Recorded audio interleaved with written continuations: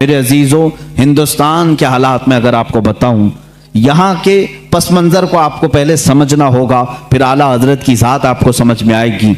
अल्लाह के हबीब सल्लल्लाहु ताला अलैहि वसल्लम के वारिस और हुजूर अकरम सल्लल्लाहु अलैहि वसल्लम के नायब या उलमाए उम्मत ने किस तरह की कुर्बानियाँ दी।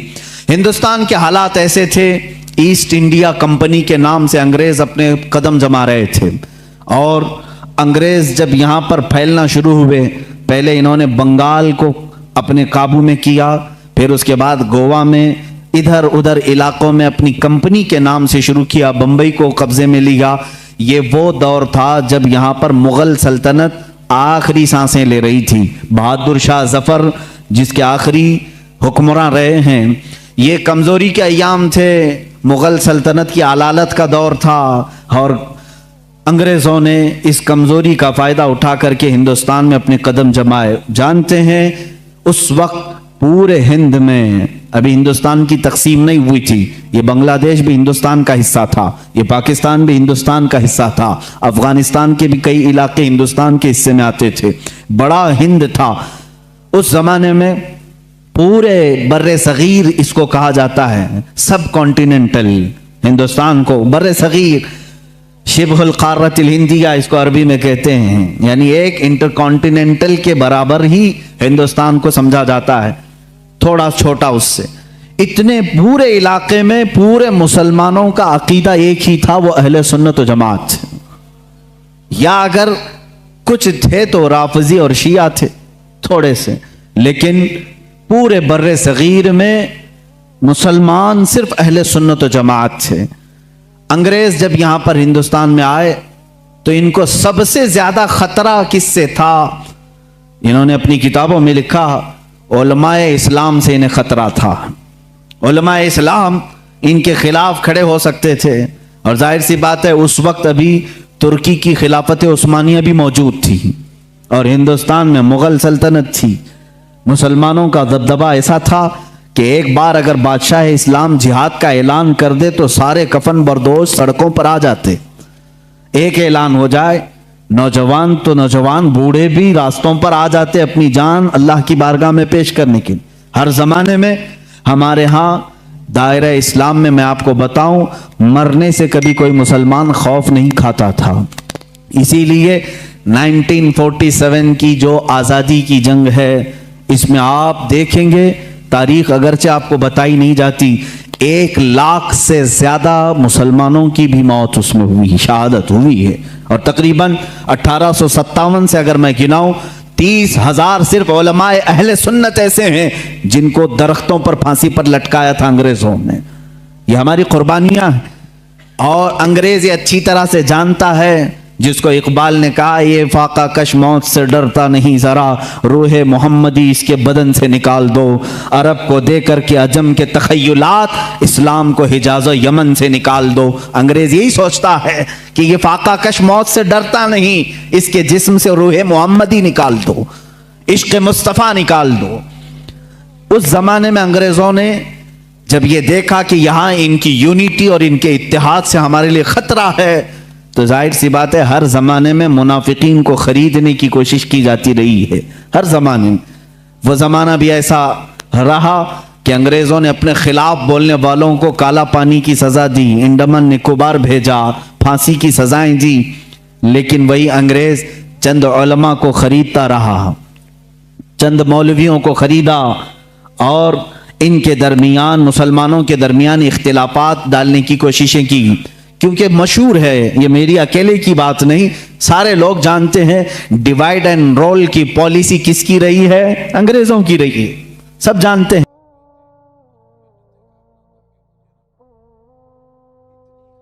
हाँ बिल्कुल, मुझे इस बात से खौफ नहीं है, डिवाइड एंड रोल की पॉलिसी उन्हीं की लाई हुई थी। तफर्रका पैदा करो, टुकड़े करो और उसके बाद हुकूमत करते रहो, इख्तिलाफात डालो। तो उन्होंने हिंदुस्तान में इस चीज की कोशिश की और सबसे पहले इख्तिलाफात जो जन्म लेते हैं वो कादियान पंजाब से, वहां से एक मिर्जा गुलाम अहमद कादियानी नाम के शख्स को उठाया गया।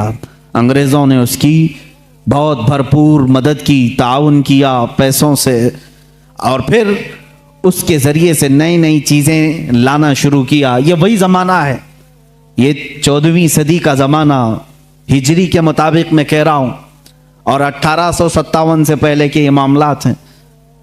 मिर्ज़ा ग़ुलाम अहमद कादियानी खड़ा हुआ और नई नई बातें दीन में लाया, लेकिन अंग्रेज़ों ने उससे एक गलती ये करवा दी कि उसको नबी भी बना दिया। उसने ऐलान कर दिया कि मैं मोहम्मद सल्लल्लाहु अलैहि वसल्लम के बाद दूसरा नबी हूँ, मेरा नाम अहमद है, मुझ पर वही आती है, इंग्लिश में फरिश्ते वही लेकर के आते हैं। ये ग़ुलाम अहमद कादियानी की फकाई शुरू हुई। जाहिर सी बात है, उम्मत मुस्तफ़ा उस वक्त बेदार थी, तकरीबन सारी उम्मत ने बिल इत्तेफाक उसको रिजेक्ट किया और उसको कहा कि ये इस उम्मत का दज्जाल है, उसको खारिज इस्लाम माना। और आज भी पाकिस्तान में भी कादियानियों को माइनॉरिटी में रखा गया है, मुसलमानों में नहीं, वहां पर नहीं है। इसका रोना ये पूरी दुनिया में रोते हैं।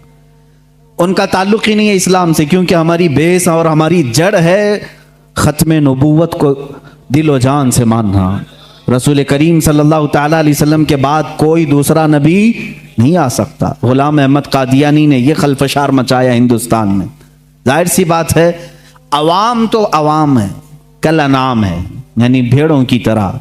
होता यह है कि अगर आज भी शैतान भी खड़ा हो जाए तो उसके चंद मुरीद तो हो ही जाते हैं, हो ही जाते हैं।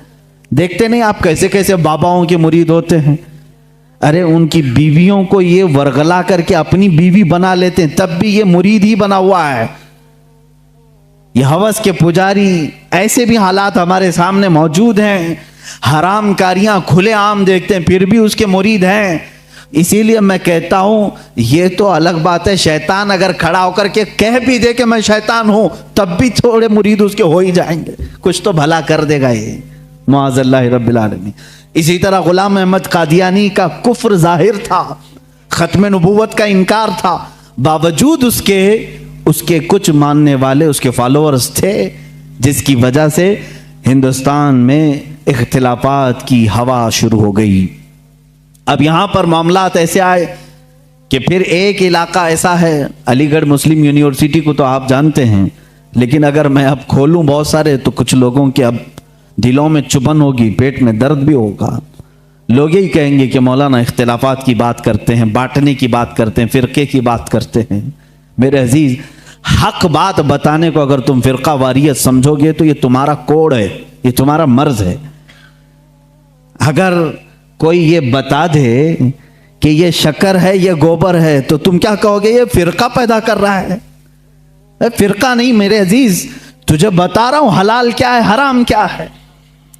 मीठा खा ले और गलाजत छोड़ दे, इसीलिए तो उलमा बताते हैं। क्या हमारा जाती कोई झगड़ा है किसी से? कोई हमारी प्रॉपर्टी पर आकर बैठा हुआ है? कोई मेरे कपड़े छीना हुआ है? कुछ नहीं है मेरे अजीज हो। जो बातें मैं अर्ज कर रहा हूं उसको तवज्जो से सुने। और मुझे किसी को गालियां देने में कोई शगफ नहीं है और ना मेरी जुबान ऐसी, लेकिन जो हुकूक इस्लाम है और दीन के जो हुकूक हैं वो मैं बता कर रहूँगा। एक तरफ ग़ुलाम अहमद कादियानी की खुराफात, दूसरी तरफ सर सैयद अहमद ख़ान, इसने एक नए फ़िरक़े की बुनियाद रखी, नेचरियत। ये क्या था? ये भी अंग्रेज़ों के पास से पढ़ कर के आया, जो बानी है मुस्लिम यूनिवर्सिटी का।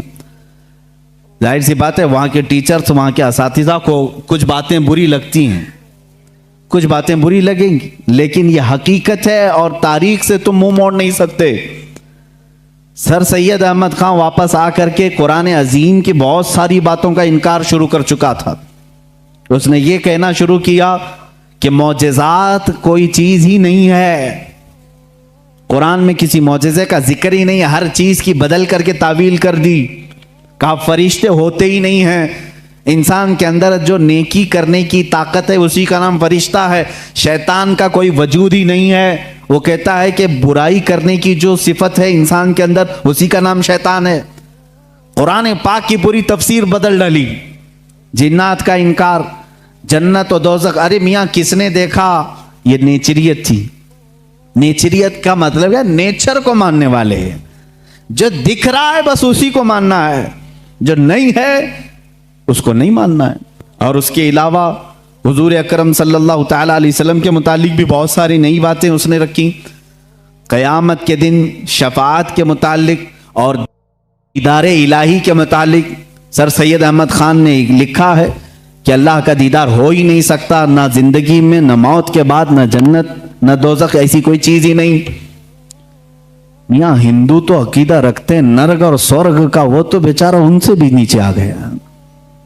ये तमाम चीजें नेचरियत उस जमाने में फैली। अब कुछ मुसलमान उधर भी फॉलोअर्स। सर सैयद अहमद खान कोई नया पैदा नहीं हुआ था, ये भी अंग्रेजों से पढ़ करके मुतासिर होकर के आया, इंग्लैंड से या यूरोपीय कंट्रीज से। और मुसलमान उसको जो जाहिर सी बात है थोड़ा रोशन ख्याल समझते हैं, अरे ये बहुत ही मॉडर्न है, नया इल्म लेकर क्या है, उसके पीछे चलने लगे। उसने इल्म के नाम पर बहुत सारे मुसलमानों का अकीदा खराब किया। एक तरफ ये मामला, कादियानी फितना अपनी जगह पर, नेचरी फितना अपनी जगह पर, और फिर देवबंदी फितना एक और। यहां पर मैं आज इंसाफ के साथ अर्ज करना चाहूंगा, आज जो देवबंद है या जो देवबंदी हैं, अगर उनको मेरी बात बुरी लगती है तो ठंडे दिल से मेरे अजीज अपने दिल पर हाथ रख करके सोचो। आओ मैं तुम्हें दावत देता हूं, आओ हम उन तमाम चीजों पर जमा हो जाते हैं जो सहाबा और ताबईन से थी। कोई नई बात तुम अपनी किताब में नहीं लाओगे, कोई नई बात मैं अपनी किताब में नहीं रखता। आओ इत्तिहाद करो, मैं इस इत्तिहाद का ऐलान करता हूं। लेकिन जो नई बातें आई उसका तुम इनकार करोगे, अलल ऐलान करोगे और ये भी कहोगे कि हम इनसे दूर हैं। हुआ ये कि आला हज़रत रज़ियल्लाहु तआला अन्हु के जमाने से थोड़े से पहले की हालात मैं बता रहा हूं आपको। दारुल उलूम देवबंद के बाद 4 उलमा मैं साफ साफ आज अर्ज करता हूं, जिनकी किताबों से पूरी उम्मत में तनाज़ा फैल गया, इख्तिलाफ फैला।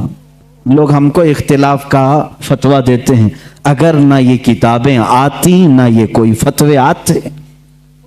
किताबें लिखी गई, किताबों में अच्छी बातें थी, हुजूर सल्लल्लाहु अलैहि वसल्लम की सीरत पर भी कुछ किताबें लिखी गई, अल्लाह की शान में लिखी गई, बहुत सारी बातें अच्छी थी। लेकिन बीच में चलकर कुछ इबारतें ऐसी कि लड़खड़ा गई, और वो इतनी लड़खड़ा गई कि आम मुसलमान भी उसे बोलना पसंद नहीं करेगा। बराहीन कातिया किताब का नाम बोल रहा हूं, तक़वियतुल ईमान किताब का नाम है, तहज़ीरुन नास किताब का नाम है, हिफ्ज़ुल ईमान किताब का नाम है। ये वो किताबें जो आज छुपी नहीं है, मार्केट में छपी हैं, अभी भी मौजूद है, अभी भी मौजूद हैं। इन्हीं किताबों की इबारात की वजह से ही तो ये तनाज़ा फैला पूरे उम्मत में, इख्तिलाफात। अहले सुन्नत व जमात मुत्तहिदा मुत्तफका एक ही जमात थी बर्रे सगीर में। इन किताबों के आने के बाद हुआ क्या, एक किताब में लिखा गया अल्लाह झूठ बोल सकता है। नई बात थी, इस बात पर आज तक उम्मत ने कभी किसी भी शेख, किसी भी बुजुर्ग सलफ़े सालीन से मुझे इबारत ला करके दिखाओ, इससे पहले कोई बात हुई थी। फिर एक किताब में अकीदा तौहीद को बयान करते हुए मौलवी इस्माइल देहलवी साहब ने यह तक लिख दिया, हुजूर सल्लल्लाहु ताला अलैहि वसल्लम का ख्याल नमाज में आना गधे और बैल के ख्याल से बदतर है। ये नई बात थी कि नहीं थी? और जा करके क्रॉस वेरिफिकेशन कर लेना, अगर मैं झूठ बोलूं तो मेरा जुब्बा पकड़ लेना और जो सजा दे सकते हो दो। मैं ये लफ्ज़ी नहीं कर रहा हूं और ना फकाई कर रहा हूं, ये जुमले आज किताब में मौजूद हैं। तक़वियतुल ईमान में हिफ्ज़ुल ईमान किताब आई, उसमें मौलवी अशरफ अली साहब ने हुजूर सल्लल्लाहु ताला अलैहि वसल्लम के इल्म गैब पर बहस करते करते ये कह दिया, हुजूर के इल्म गैब की क्या तखसीस, क्या तकसीम यानी उनकी क्या खुसूसियत है। उतना इल्म गैब तो ज़ैद को, पागलों को, बच्चों को, बल्कि जानवरों को भी हासिल है। शैतान का इल्म गैब तो कुरान से साबित है, उन्होंने कहा शैतान का इल्म गैब कुरान से साबित है। हुजूर सल्लल्लाहु अलैहि वसल्लम के इल्म गैब की क्या खुसूसियत है? यानी बराबर हो गए। शैतान को जितना इल्म है उतना ही मोहम्मद सल्लल्लाहु अलैहि वसल्लम को है। मेरे अजीजों, क्या ये बातें दिल पर नहीं लगती मुसलमानों के?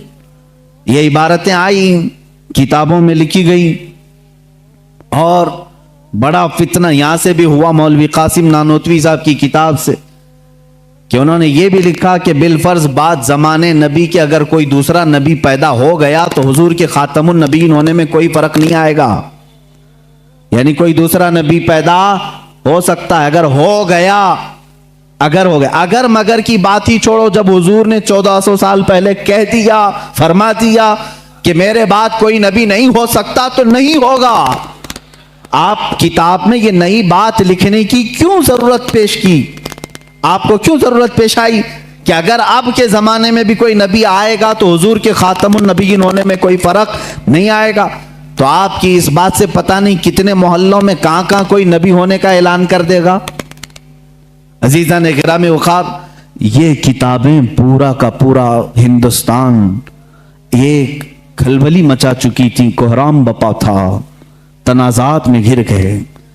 कादियानी अपने नबी होने का ऐलान कर रहा है, इधर एक नेचरी फिरका है अलीगढ़ से जो कुरान के मौजज़ात का इनकार, हिस्सियात को सिर्फ मानने वाला, नेचर को सिर्फ मानने वाला और मुग़ीबात को नहीं तस्लीम करने वाला, और एक तरफ अज़मत रसालत सल्लल्लाहु तआला अलैहि वसल्लम पर, रसूल करीम सल्लल्लाहु तआला अलैहि वसल्लम के मुतालिक ये सारे जुमले आ रहे हैं।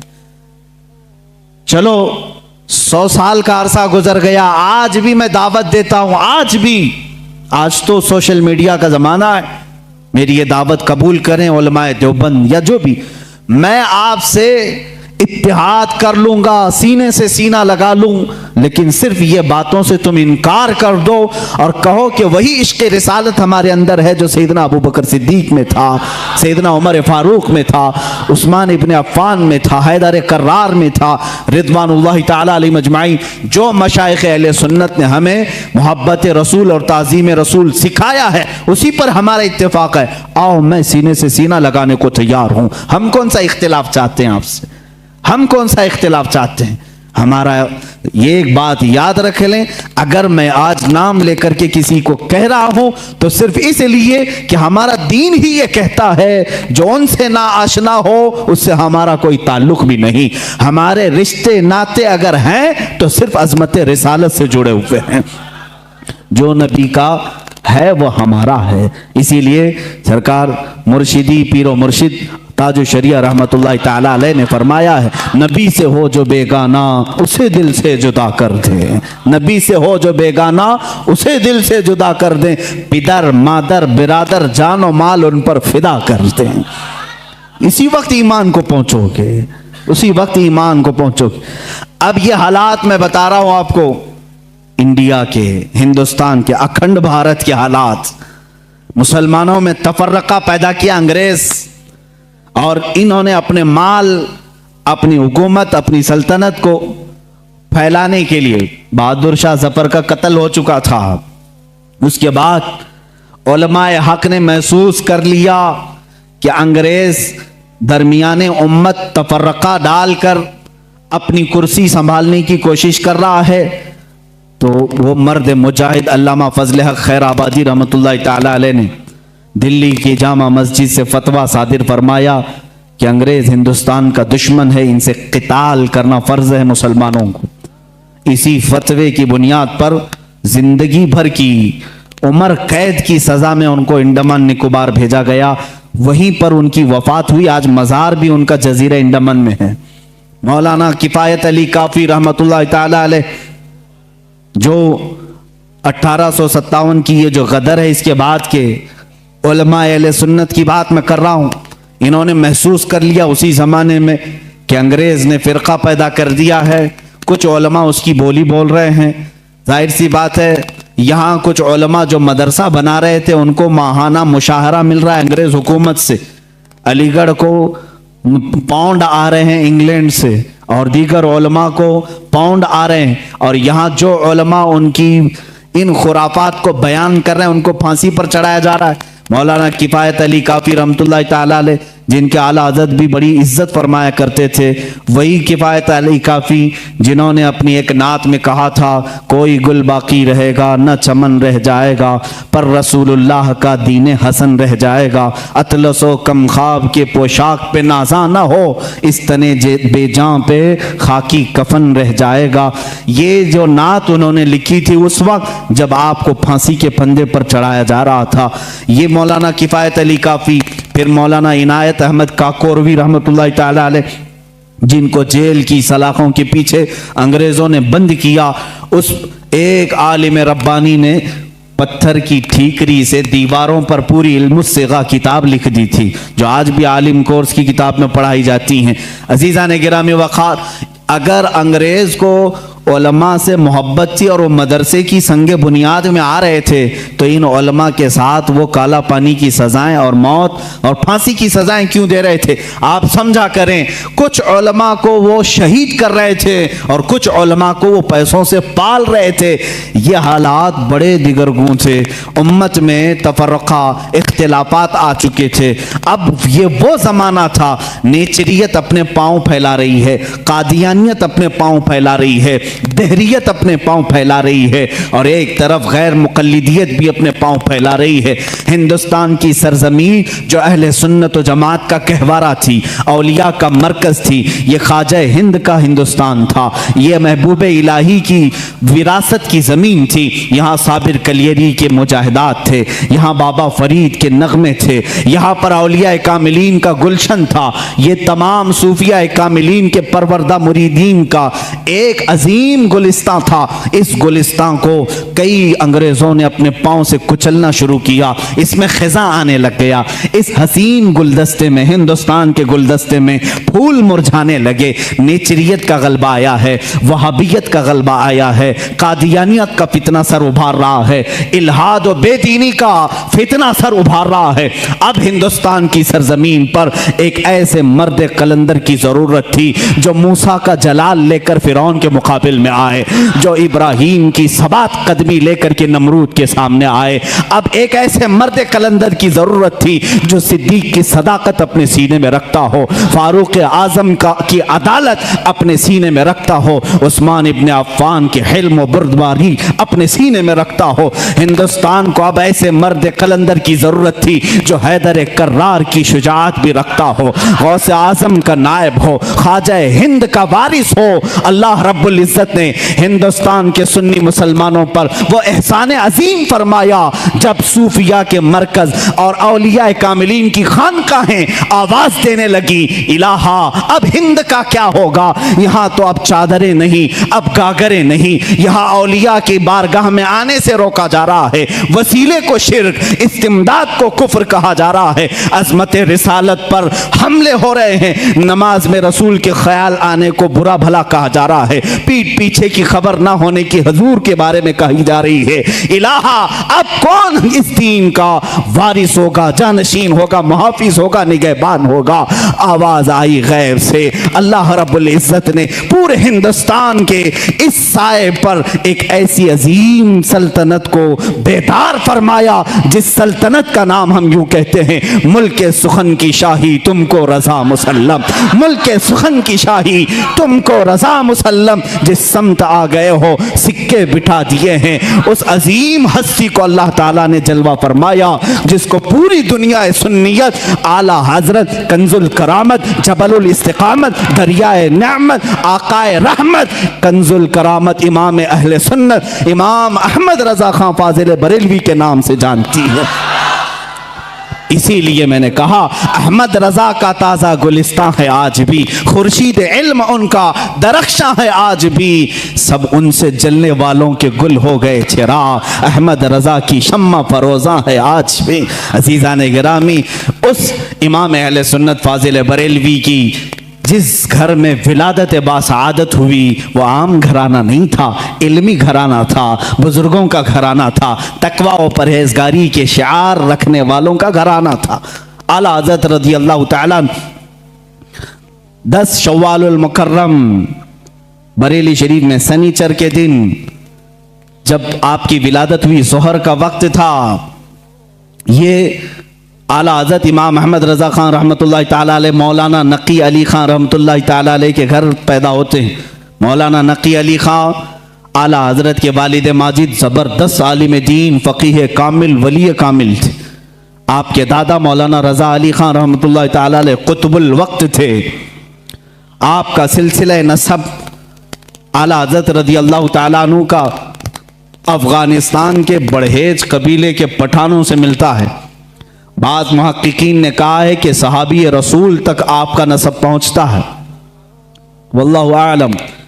आला हज़रत रज़ी अल्लाह ताला अन्हु जिस वक्त अपनी आंखें खोले हैं, बाप को मौलाना नकी अली ख़ान की शक्ल में एक अजीम विलायत का सरताज देखे हैं और परवरिश भी इस अंदाज में हुई।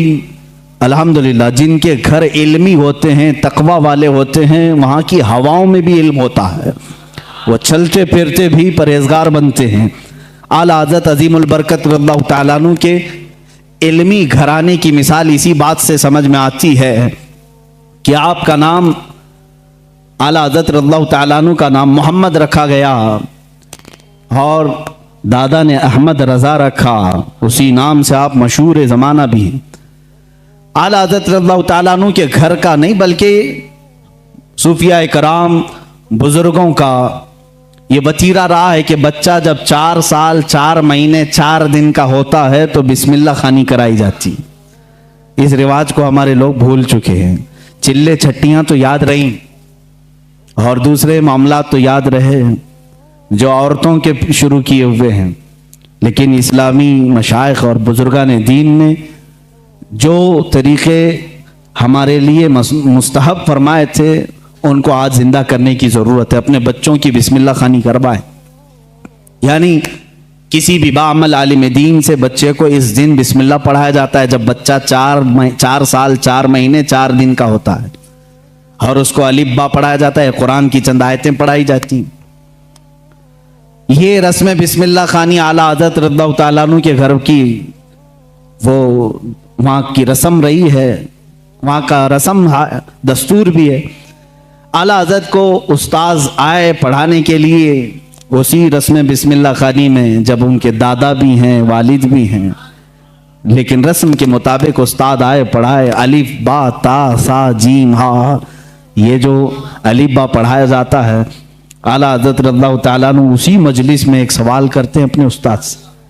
अलिफ से लेकर कायदा आप भी पढ़ते होंगे ना, अलिफ बा ता सा जीम हा खा दाल दाल रा ज़ा सीन शीन स्वाद बहुत ता ज़ा ऐन गैन फा काफ काफ लाम मीम नून वाव हा। उसके बाद आता है लाम अलिफ या, ये लाम अलिफ भी आता है ना, बहुत सारे कायदों में लिखा रहता है। उस्ताद ने पढ़ाया तो आला हज़रत ने फरमाया ये सिंगल हुरूफ पूरे तो मैंने पढ़ लिया, अलिफ भी पढ़ लिया, लाम भी पढ़ लिया, ये लाम अलिफ फिर क्यों आया? किस उम्र में पूछ रहे हैं? 4 साल की उम्र में। उस्ताद दंग रह गए हैं। आला हज़रत के जद्द अमजद मौलाना रज़ा अली ख़ान रहमतुल्लाह अलैह बड़े पाए के आलिम हैं। आपके वालिद गिरामी मौलाना नकी अली ख़ान रहमतुल्लाह अलैह ज़बरदस्त फ़क़ीह थे, बैठे हुए थे, वो मुस्कुराते रहे। बच्चे की तबहुर इल्मी को देखें। उस्ताद ने कहा बेटा बात ऐसी है कि सिंगल हुरूफ पढ़ा दिए गए बच्चे को ये बताने के लिए कि हुरूफ जोड़ते कैसे हैं, इसलिए कायदे में एक लफ्ज लिख दिया जाता है लाम अलिफ, यानी लाम अलिफ मिला करके कैसे पढ़ाते हैं इसलिए लिख दिया जाता है। बाकी सब तो सिंगल हुरूफ होते हैं, अलिफ बा ता सा जीम हा। लेकिन कहाँ जमाने का जो मुजद्दिद होने वाला है इतनी बात से खामोश कहाँ रहे।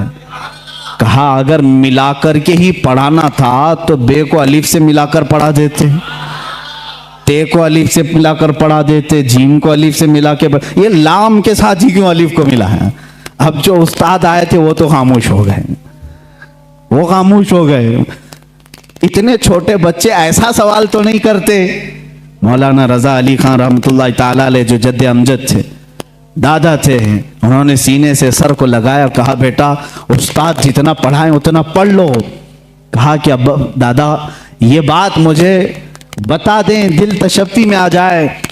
मौलाना रज़ा अली ख़ान रहमतुल्लाह अलैह बर वक्त फरमाते हैं बात यह है लाम को अलिफ से क्यों मिलाया, दूसरे हरूफ से क्यों नहीं मिलाया? इसलिए कि ये दोनों हरूफ में मुशाबहत बहुत ज्यादा है, ये दोनों मिलते जुलते हैं। किस बात में? सूरत के एतबार से भी, सीरत के एतबार से भी। कहा वो कैसे? कहा लिखने में अलिफ भी लंबा होता है और लाम भी लंबा होता है, ये सूरत में दोनों लंबे हैं। और दूसरी बात, लाम को अगर आप लिखेंगे हिज्जे करके, अगर आप पढ़ेंगे लाम अलिफ मीम लिखना पड़ेगा, लाम। यानी लाम को अगर वर्ड्स में लिखा जाए, हुरूफ में लिखा जाए, तो कैसे लिखेंगे? लाम अलिफ मीम। और जब अलिफ को लिखेंगे तो वहां पर भी 3 हर्फ लिखने पड़ेंगे वर्ड्स में, इन वर्ड्स लिखें, अलिफ लाम फा, अलिफ हो गया, अलिफ लाम फा अलिफ। और लाम जब लिखेंगे तो लाम अलिफ मीम। जद्दे अमजद ने कहा दोनों में सूरतन मुशाबहत तो लंबाई की है, सीरत में मुशाबह ऐसे है कि लाम के बीच में अलिफ आता है और अलिफ के बीच में लाम आता है, इसलिए ये दोनों का गहरा ताल्लुक है, इसलिए मिलाकर लिखा गया। आला हज़रत खामोश हुए। अब अंदाजा करें 4 साल की उम्र में जिनका इल्म का मामला ऐसा हो तो जाहिर सी बात है वो घराना इल्मी होगा, तभी तो बच्चे ऐसे होंगे। यही बात है कि 6 साल की उम्र में आला हज़रत रज़ियल्लाहु तआला अन्हु, सिर्फ 6 साल की उम्र में, 6 साल की उम्र में 12वीं शरीफ आई, मीलाद मुबारका रसूल करीम सल्लल्लाहु तआला अलैहि वसल्लम की अजमत पर। घर में जब महफिल मुनाकिद हुई, आपके वालिद गिरामी के शागिर्द और मुरीदीन जमा हुए, तो 6 साल की उम्र में आला हजरत ने 2.5 घंटे अजमत रिसालत पर बयान फरमाया। मियाँ अच्छे अच्छे मुकर्रिरीन के पसीने छूट जाते हैं अगर पॉइंट टू पॉइंट बात की जाए, वरना लफाजी करना इधर उधर की हाँकने में तो 6 घंटे भी चले जाएंगे। इल्म की बात पॉइंट टू पॉइंट करना ये दिक्कत का मामला है। 6 साल की उम्र में जो अपने नबी कौनैन सल्लल्लाहु ताला अलैहि वसल्लम की ज़ात पर, आपकी सीरत पर 2.5 घंटे खिताब कर रहे हैं, वही आला हज़रत फाजिल बरेलवी रज़ियल्लाहु ताला अब किताबों की तालीम शुरू करते हैं, आलिम कोर्स। वही 6 साल की उम्र में अपने वालिद गिरामी से पढ़ा, मिर्ज़ा अब्दुल कादिर बेग साहब और कुछ उलमा थे जिनका तज़किरा आया है आला हज़रत के असातिज़ा में। ज़्यादा से ज़्यादा किताबें आप अपने वालिद गिरामी से पढ़ते हैं। अब अपने वालिद गिरामी से पढ़ने का ज़माना है। सिर्फ 8 साल की उम्र है आपकी। 8 साल की उम्र में इल्मे नहव की मशहूर किताब हिदायतुन नहव है, वो पूरी अपने वालिद से पढ़ी और उसकी शरह भी लिख दी उर्दू में, अरबी में, उसकी गाइड लिखा 8 साल की उम्र में। और जब 13 साल 10 महीने, गालिबन 13 साल 10 महीने के हो गए, आप आलिम भी हो गए और मुफ्ती भी हो गए। और उसी दिन सबसे पहला फतवा आपने दिया रज़ाअत के मसले पर। सवाल आया था, आपके वालिद गिरामी ने मसनद पर बिठाया और कहा बेटा अहमद रजा लिखो इसका जवाब। आपकी उम्र 14 साल के करीब थी, 13 साल 10 महीने के आसपास। उस वक्त आपने सबसे पहला फतवा लिखा। मियाँ फतवा पूछने वालों की उम्र यहाँ 60 साल की हो जाती है, लिखने वालों की बात तो छोड़े। वो 13 साल 10 महीने की उम्र में पहला फतवा सादिर फरमाते हैं। उसमें दलाइल भी हैं, कुरानी आयात, अहादीस रसूल। वालिद गिरामी ने देख करके माथे का बोसा लिया और कहा आज से तुम मसनद इफ्ता पर बिठाए जाते हो। 13 साल 10 महीने की उम्र से लेकर जब तक आपकी वफात ना हुई उस वक्त तक आपने फतवा नवीसी फरमाई। तकरीबन 20,000 से तकरीबन 6,000 से ज़्यादा फतवे आपने अरसाल फरमाए। आज वही फतावा रज़विया की शक्ल में हमारे पास एक फ़िक़ही इंसाइक्लोपीडिया मौजूद है जिसकी 30 जिल्दें हैं, 21,000 सफ़हात के करीब ये किताब है। 250 रिसाले उसके अंदर मौजूद हैं, 250 रिसाले, अलग अलग किताबें। जो जिस तरह का सवाल आया, अरबी में आया तो अरबी में जवाब, फ़ारसी में आया फ़ारसी में जवाब, इंग्लिश में आया इंग्लिश में जवाब। जिस इल्म का सवाल आया उस इल्म का जवाब आपने इरसाल फरमाया। ये तकरीबन फतावा रज़विया आज जो छपी हुई है 30 जिल्दों में है, 30 बड़े बड़े वॉल्यूम्स हैं। इसीलिए बहुत मशहूर ख़ानदाने मारहरा मुतहरा के आला हज़रत रज़ियल्लाहु ताला अन्हु के पीर खाने के साहब सज्जादा के बिरादर असगर फरमाते हैं आला हज़रत की शान में मीनारे कसरे रज़ा तो बुलंद काफ़ी है। ये सैयद अशरफ मारवी साहब क़िबला अदामल्लाहु इक़बालहु वो अभी आयात हैं, उन्होंने यही फरमाया और हक फरमाया कि मीनारे कसरे रज़ा तो बुलंद काफ़ी है, तुम उसके पहले ही जीने पे चढ़ के दिखला दो। अरे मियाँ फतावा रज़विया तो एक करामत है, फतावा रज़विया तो एक करामत है, ज़रा हदायके बख्शिश ही पढ़ के दिखला दो। आला हज़रत की लिखी हुई नातों की जो किताब है हदायके बख्शिश, इसी में बहुत सारे लोग भटक जाते हैं, पढ़ नहीं पाते हैं। फतावा रज़विया तो उलूम का एक समंदर है। अजीज़ान गिरामी वक़ार, आला हज़रत रज़ी अल्लाह ताला अन्हु के तबहुर इल्मी को अगर बताता चलूँ तो जाहिर सी बात है मुझे 55 उलूम पर बात करनी पड़ेगी। मुझ जैसा नाकिस इल्म और कम फहम आदमी इन तमाम उलूम पर गुफ्तगू कहाँ से कर सकेगा। हमारे इल्म की बिसात ही कितनी है उन उलूम पर बात करने की। आला हज़रत रज़ियल्लाहु ताला अन्हु के तमाम उलूम पर जो लिखी गई किताबें अगर बयान करने शुरू करें तो जाहिर सी बात है उतना इल्म होना चाहिए या कम से कम उतना मुताला हो, लेकिन हमारा सरसरी मुताला है जैसे होता है ऊपर ऊपर के दाने खाए हुए हैं, बस इतना ही देखें। आला हज़रत को गहराई तक जाकर कौन पढ़ा है। हाँ, एक बात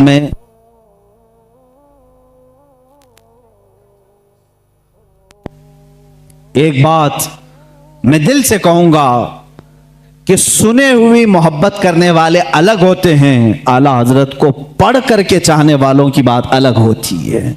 पढ़ करके जो मोहब्बत करते हैं वह हकीकत में मोहब्बत करते हैं और उनका लोहा मानते हैं, और सुनी सुनाई हुई बातों में कभी इधर आते हैं कभी उधर जाते हैं, मामलात ऐसे होते रहते हैं। अजीज़ा ने गिरामी, फतावा रज़विया शरीफ में 250 रसाइल जमा हुए, उनके उलूम का किनारा कहाँ तक था अल्लाह ही बेहतर जाने। इल्म हदीस में कलम उठाया तो कई किताबें लिखी, उसूल हदीस में कलम उठाया उस पर किताबें लिखी। फ़िक़्ह एक इल्म का नाम है, इसमें तो पूरी किताबें मौजूद हैं, उसूल फ़िक़्ह पर किताबें हैं आपकी, और इनके अलावा तफसीर में, उसूल तफसीर में, बलागत में, मानी में, अर्ज़ में, और उसके अलावा जो मैथ्स के रिलेटेड उलूम होते हैं उनमें कई किताबें आपकी हैं। इल्म रमल में, इल्म जफर में है, ज़ीजात में है, अरस्मातीकी में है। ये तमाम वो उलूम हैं जिनको आज शायद व बायद कोई जानता हो। इल्म हय्यत है, इल्म तौक़ीत है, इल्म मुकाबला है, इल्म मुनाजरा है, इल्म रद्द है। इन तमाम उलूम पर आला हज़रत की किताबें मौजूद हैं, उनके रिसाले मौजूद हैं। ये एक बात होती है कह देना कि इनको इतने उलूम आते थे, और एक बात है उनकी इस इल्म पर किताबें पेश करना। हम मुबालगा आराई से काम नहीं लेते।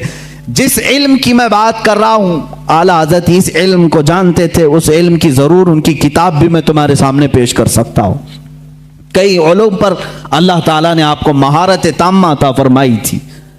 ये एक बात आप समझ करके चलें, ये उनके पास वक्त कितना रहा होगा ये सब लिखने का, इन तमाम उलूम को हासिल करने का। आला हज़रत रज़ियल्लाहु ताला अन्हु की दुनियावी जो उलूम है उन पर जो गिरफ्त है इतनी ज़बरदस्त, अपने ज़माने के बड़े बड़े साइंटिस्ट को भी आपने दावत मुकाबला दिया है। प्रोफेसर अल्बर्ट नाम से, उसने 1919 में या 1920 के करीब एक पेपर में लखनऊ से ये बात शाया कर दी कि सितंबर, अभी ये भी सितंबर का ही महीना है, 17 सितंबर वगैरह कुछ तारीख उसने 2 महीने पहले ऐलान किया कि सूरज के मुकाबिल में अतारो ज़हरा, ज़मीन, मरीख, मुश्तरी, ज़ुहल, ये जो कवाकिब हैं, यानी इनको स्टार्स ऑफ गैलेक्सी जो कहा जाता है, ये मुकाबिल में आ रहे हैं, जिसकी वजह से सूरज की रोशनी को ये खींच लेंगे और सूरज में एक दाग पड़ जाएगा। प्रोफेसर अल्बर्ट एक साइंटिस्ट है और उसने ये अपना चैलेंज 3 माह पहले पेपर में शाया कर दिया कि ये पूरे जो स्टार्स ऑफ गैलेक्सी हैं ये अपोजिट आ रहे हैं सूरज के, और सूरज में ये दाग पैदा करेंगे और इसकी वजह से पूरे मौसम खराब हो जाएंगे और इन तमाम हालात को ख़त्म होने में कई हफ्ते लग सकते हैं। इस वक्त जहरीली हवाएं भी आ सकती हैं, हो सकता है कि तमाम लोग मर जाएं। लोगों में अफरा तफरी, हालात ऐसी हैं जो बोल दिया सब अंधाधुंध मान लेते हैं। ऐसा ही कोई अल्बर्ट इस जमाने में कोरोना भी बोला होगा। आला हजरत रज़ियल्लाहु ताला अन्हु उस जमाने में जब आपके पास लोग आकर के कहने लगे कि हुजूर ऐसी ऐसी बात है, वो साइंसदान है और कह रहा है कि ये नजूम, ये सितारे सूरज के अपोजिट में आ रहे हैं, मुकाबिल में आ रहे हैं, जिसकी वजह से सूरज की रोशनी वो खींच लेंगे और सूरज में दाग हो जाएगा, जहरीली हवाएं आएंगी, फला फला फला बातें। आला हज़रत रज़ियल्लाहु ताला इन उलूम में दस्तरस रखते थे, महारत रखते थे, पूरी किताब लिख डाली, पूरी किताब लिखी। मैं आज ही वो किताब पढ़ रहा था, मेरा सर चकराने लगा, मैंने किताब बंद कर दी, इसलिए कि ये इल्म नुजूम की बात है। आला हजरत उसमें शक्लें बना बना करके लिख रहे हैं, अतारुद इतने सेंटीग्रेड का होता है, इतने दकीके का होता है, इतने मिनट का होता है, ज़ुहल की ये शक्ल होती है, फलां जगह होता है, इतने ज़माने में यहाँ से यहाँ आता है, यूरेनस नेपचून ये इसकी मियाद मुद्दत इतनी होती है, फलां वक्त यहाँ होता है, सितंबर में ये कहाँ रहता है। इन तमाम हालात को लिख कर कहते हैं जिस अल्बर्ट ने यह दावा किया वो झूठा है, वो पागल है और जाहिल है, इसलिए कि ये तमाम चीजें मैंने जो लिखी ये एक साथ जमा होंगी ही नहीं। और अहमद रजा का ये दावा है कि 17 सितंबर क्या, 17-18 सितंबर क्या, इस तरह के हालात इंशाल्लाह कभी ना आएंगे। और दुनिया ने देखा, सितंबर आए गए, न सूरज काला हुआ न जहरीली हवाएं आई। साइंसदान दावे करते रहते हैं। जाहिर सी बात है, इल्म दीन सिर्फ ये न समझो कि कुरान और हदीस सिर्फ मदरसा मस्जिद का नाम है। कुरान और हदीस उलूम का समंदर है, जो हकीकत में इसका वारिस होता है। अल्लाह दुनियावी उलूम का भी उसे बादशाह बनाता है। आला हजरत की जात में हमने वो देखा है। साइंसदानों के भी मुंह बंद कर दिए, डार्विन के नजरिए को गलत साबित किया। डार्विन का नजरिया था इंसान बंदर से पैदा हुआ है, आपने पढ़ा होगा स्कूलों में वगैरह। बाद में ये नजरिया खत्म किया, आला हज़रत ने उसका रद्द फरमाया, मियाँ जो जिसकी नस्ल से हो वो अपनी नस्ल को बताए, मगर हम आदमी हैं, आदम से पैदा हैं, आदम से पैदा है। जाहिर सी बात है, साइंस की उन तमाम थ्योरीज को रद्द करना उसी के बस का कमाल है जो साइंस से वाकफियत रखता है। आला हज़रत रज़ियल्लाहु ताला अन्हु ने डार्विन के नजरिए को गलत साबित किया और फिर जमीन और सूरज के मामलात जो हैं आज भी साइंस यही कहती है। यह अब तक इख्तिलाफ चल रहा है, कई लोग मुझसे सवाल भी कर चुके। आला हज़रत रज़ियल्लाहु ताला अन्हु का इस पर इख्तिलाफ है और मुझे उम्मीद है कि यह नजरिया भी गलत साबित होगा। जो आज साइंस कहती है कि जमीन घूमती है, यही साइंस में पढ़े ना, मैं भी पढ़ा हूं स्कूल में, आप भी पढ़े होंगे। जमीन घूमती है और जमीन घूमते घूमते 24 घंटे का एक मदार होता है इसका, और सूरज के अतराफ घूमती है तो 365 दिन होते हैं। ऐसा ही है ना, साइंस में ऐसा ही है। आला हज़रत रज़ियल्लाहु ताला अन्हु ने इस नजरिए का रद्द किया और फरमाया जमीन साकिन है, सूरज घूम रहा है, और वो आपने कुरान अजीम से साबित किया। अल्लाह ताला फरमाता है वश्शम्सु तजरी लिमुस्तक़र्रिन लहा ज़ालिका तक़दीरुल अज़ीज़िल अलीम। सूरज अपने मुस्तकर पर चल रहा है और अल्लाह रब्बुल इज्जत की बनाई हुई ये मिकदार है। वो गालिब हिकमत वाले अल्लाह की बनाए हुए रास्ते हैं। वल क़मरु क़द्दरनाहु मनाज़िल, अल्लाह फरमाता है हमने चांद की मंजिलें रखी हैं, और सूरज का डूबना, मशरिक से निकलना, मगरिब में डूबना कुरान से साबित है। नमरूद के सामने इब्राहिम अलैहिस्सलाम का जो मुनाजरा था, मुजादला था, वो इसी बात का था कि नमरूद कहता था मैं भी खुदा हूं, मैं लोगों को जिंदा करता हूं, मौत भी देता हूं। इब्राहिम अलैहिस्सलाम ने कहा कि अगर तू खुदा है तो सूरज को मशरिक से नहीं मगरिब से निकाल के दिखा। रोजाना सूरज मशरिक से निकलता है, तू एक दिन मगरिब से निकाल के दिखा। वो मबूत हो गया, कुरान में वाक़या मौजूद है। आला हज़रत रज़ियल्लाहु ताला अन्हु ने इन उसूल को लेकर, और इतना ही नहीं मेरे अजीजों, सिर्फ 2 आयतों से नहीं बल्कि उसमें अकली और नकली इतने दलाइल हैं कि इस इल्म से शगफ रखने वाला वो जाए आला हज़रत रज़ियल्लाहु ताला अन्हु की किताब अल-फौज़ुल मुबीन दर रद्द हरकत ज़मीन का मुताला करे, उसे समझ में आएगा। कुछ लोग भौंकते रहते हैं, चिल्लाते रहते हैं, अरे मौलाना थे वो, मौलाना को मौलाना में यानी मदरसे में रहना चाहिए, साइंसदानों की बात है। मेरे अजीज याद रख, दुनिया का जितना साइंस है ये गुंबद खजरा की छांव में पलने वाले गुलामों की आस्तीनों में होता है। हमारा अकीदा है। तुम आज के साइंसदान हो, अगर मैं इस पर गुफ्तगू करूं तो एक तवील बहस होगी। मैं ये साबित करके बताऊंगा दुनिया को मेडिकल साइंस किसने दिया है, जाओ तारीख उठा करके दिखाओ। और अलजिब्रा आज जो पढ़ाते हो किसका है ये इजाद किया हुआ? जाबिर बिन हयान का अलजिब्रा है।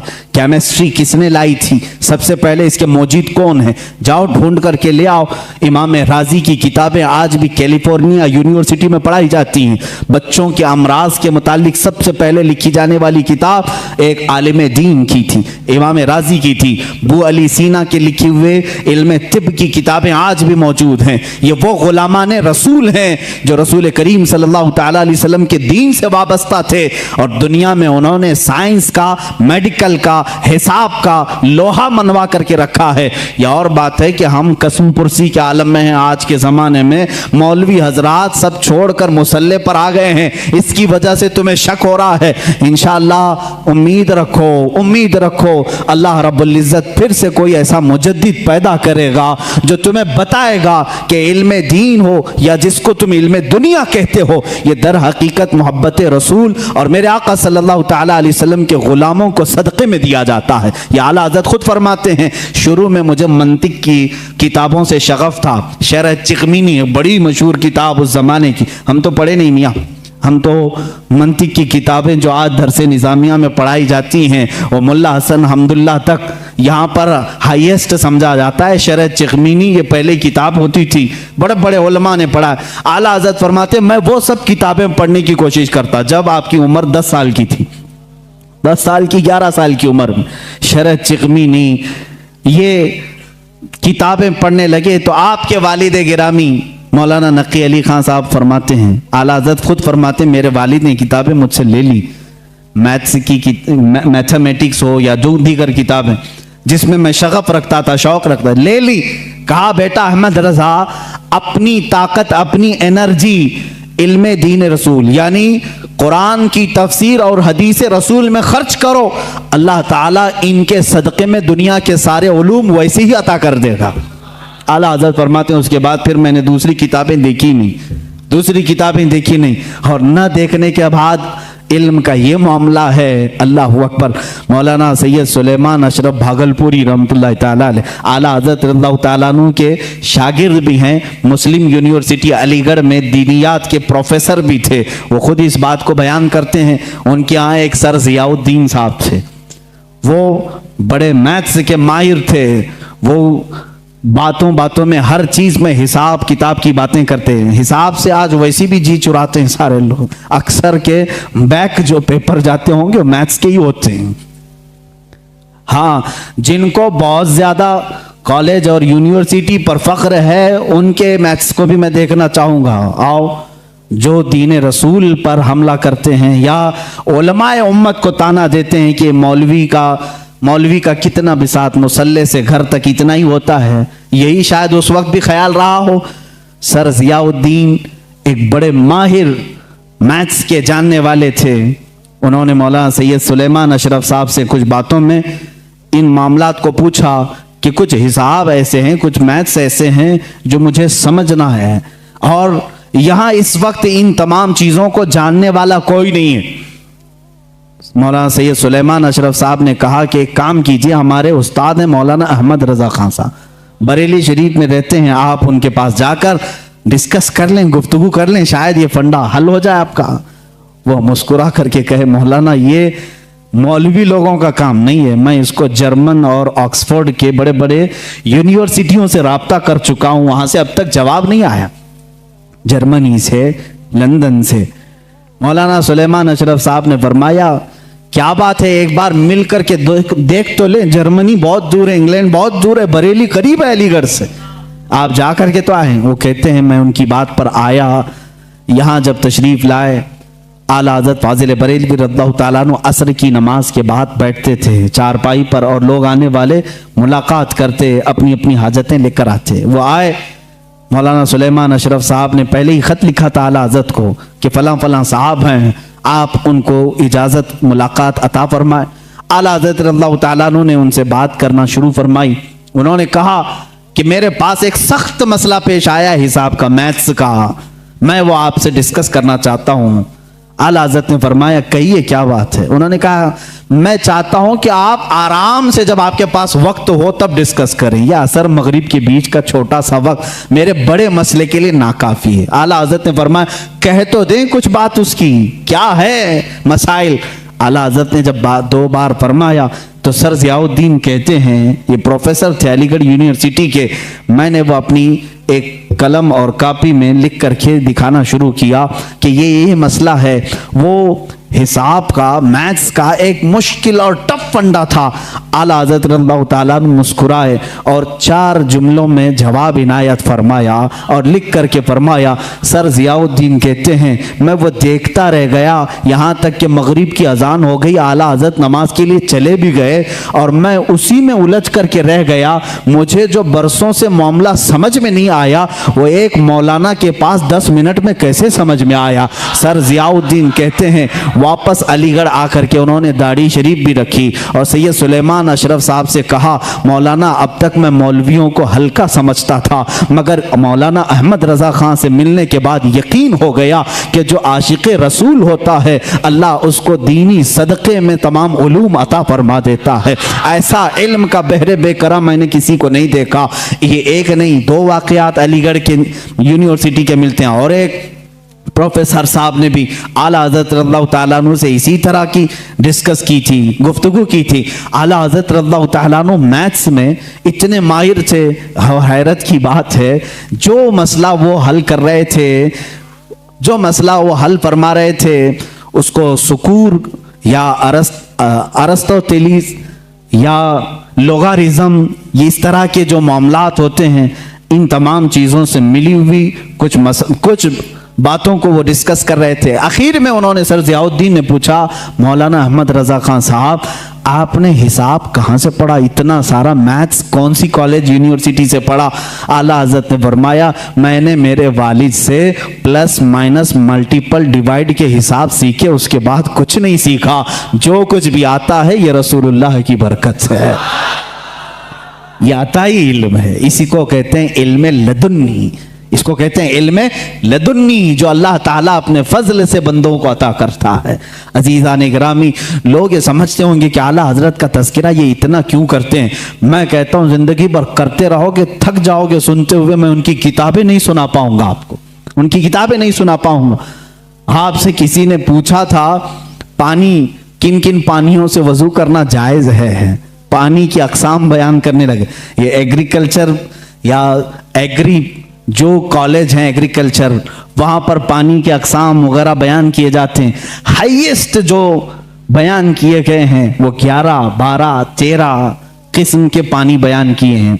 11 किस्म के, 12 किस्म के, बाज़ यूनिवर्सिटी में 13 किस्म के। इस पर भी मुहक्किकीन ने तहकीक की है कि एग्रीकल्चर यूनिवर्सिटीज़ में पानी के अलग अलग किस्में कैसे कैसे बयान की गई। लेकिन इमाम अहमद रज़ा खान फाजिल बरेलवी रज़ियल्लाहु ताला अन्हु से जब सवाल हुआ तो आपने 303 किस्म के पानी बयान फरमाए हैं। इतने पानी के अक़साम बयान की। आला हज़रत रज़ियल्लाहु ताला अन्हु जिस इल्म पर उंगली कलम उठाए हैं उसका हक अदा कर दिया है, उसका हक अदा किया है।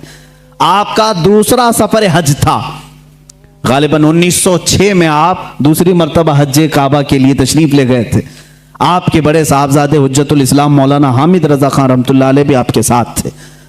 हज की हाजिरी के वक्त, उस वक्त वहां पर जाहिर सी बात मैं 1906 की बात कर रहा हूं, वहाबियत का गलगला नहीं था।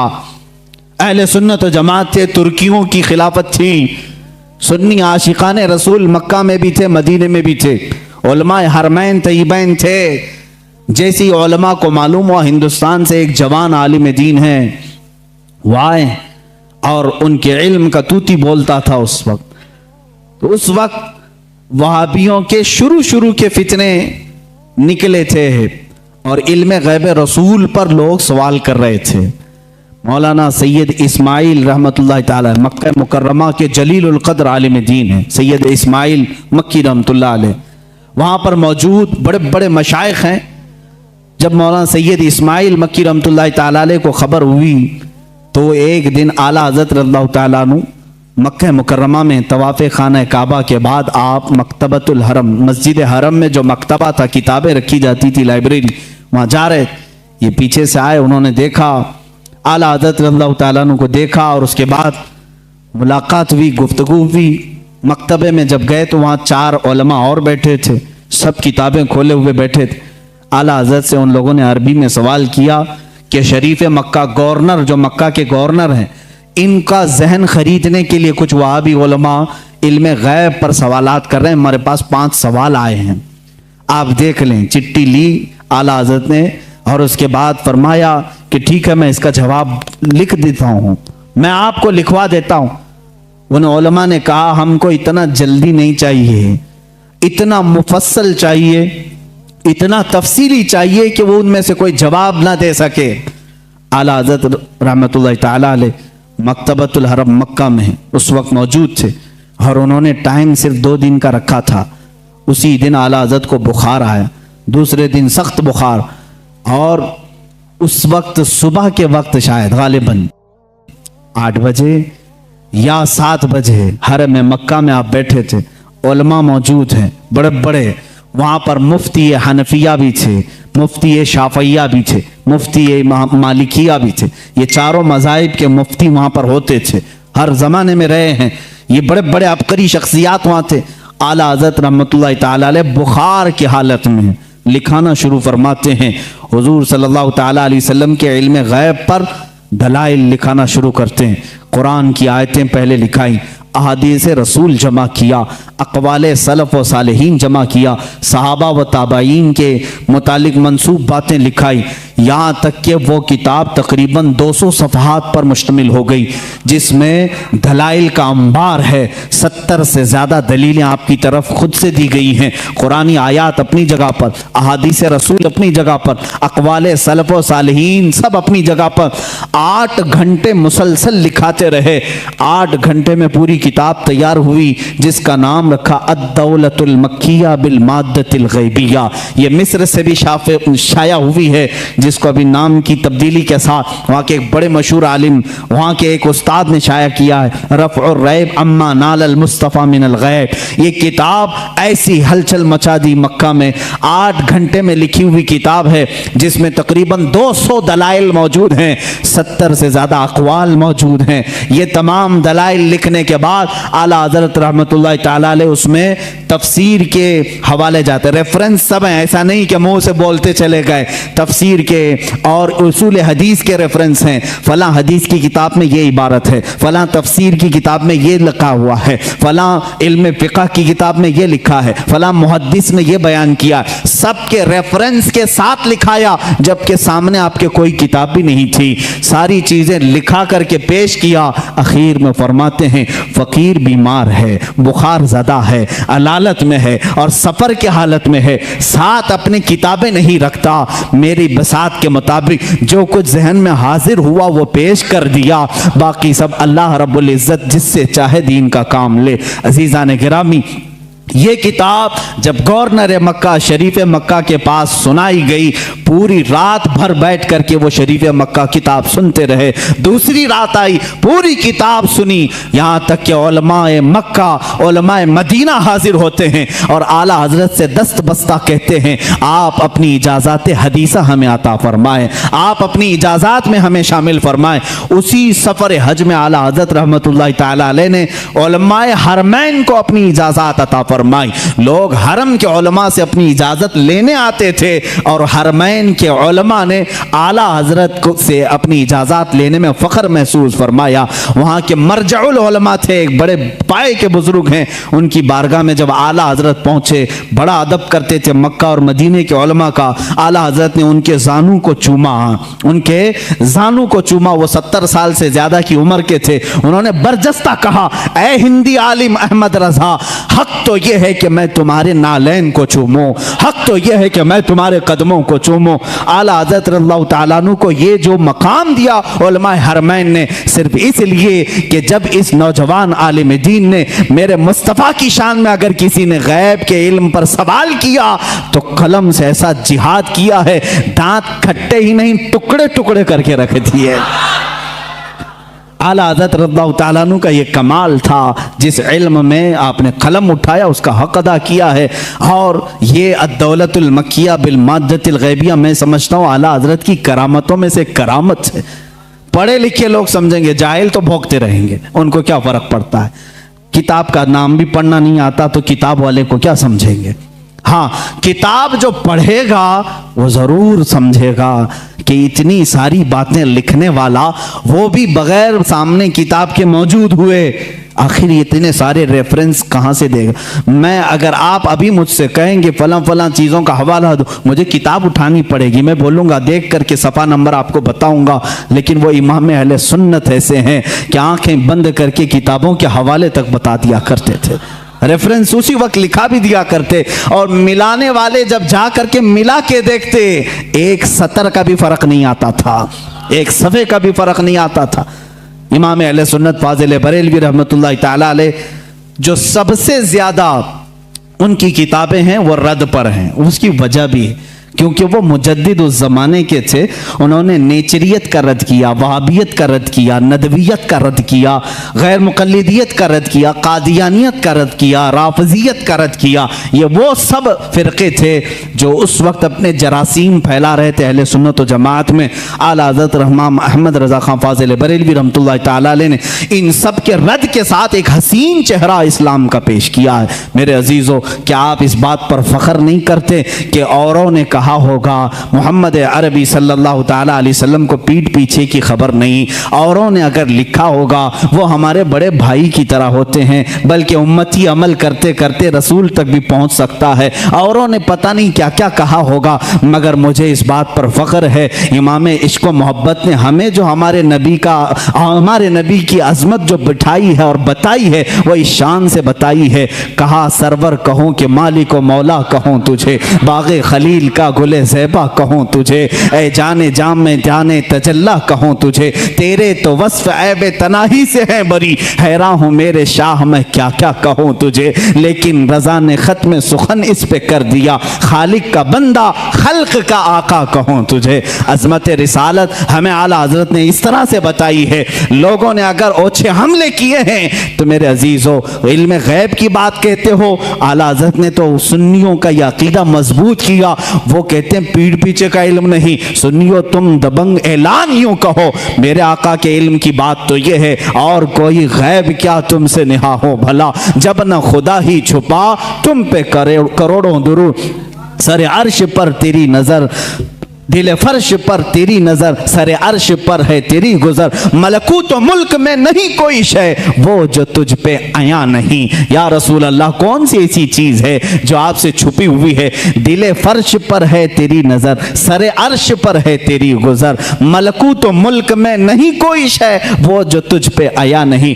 आला हज़रत रहमतुल्लाह ताला अलैह ने जो हमें तालीमात दी हैं। अब यहाँ से एक और सवाल का जवाब देता हूँ। ये बरेलवियों का अकीदा है, बरेलवियों का अकीदा है, बरेलवियों का अकीदा है। बरेलवी पैदा हुए 1921 के बाद, ये जहन में डाली जाती है बात। तुम सब नए हो मेरे अजीजों, बरेली शहर को निस्बत हो गई आला हजरत से और हम वहां से कहलाए जाने लगे, वरना आला हजरत ने दीन और ईमान जो हमारे सामने पहुंचाया है वही दीन और ईमान है जो सिद्दीक अकबर का था। रसूल करीम सल्लल्लाहु ताला अलैहि वसल्लम के लिए जान देते थे। आला हजरत ने वही दीन और वही तसल्लुब हमें दिखाया जो उमर फारूक रज़ी अल्लाह ताला अन्हु के अंदर थी। अशिद्दाउ अलल कुफ़ार की, रहमाउ बैनहुम की सिफात जो सहाबा की थी वही आपको आला हजरत ने दिया है। कोई नई बात नहीं, कोई नई बात नहीं। आओ मैं तुम्हें चंद मिसालों के जरिए से समझा दूं। मसलक के आला हजरत पर कुछ लोगों को सवाल है, कहते हैं नया मसलक कहाँ से आया है। तुम खुद नए हो मेरे भाई, तुझे मालूम नहीं। मसलक जो है रास्ते का नाम है, रास्ते को कहते हैं। ये नया नहीं है, दीन इस्लाम ही है। हर जमाने में किसी शख्सियत से मंसूब होता है, हर जमाने में, हर जमाने में दीन इस्लाम को किसी शख्स से मंसूब करके पहचाना जाता है, लेकिन दीन वही है।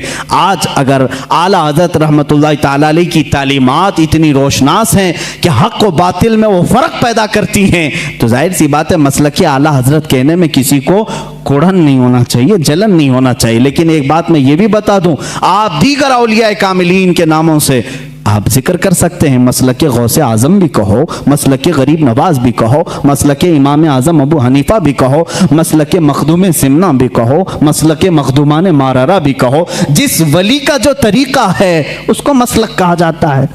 आला हजरत का नया कोई मसलक नहीं, नया दीन नहीं।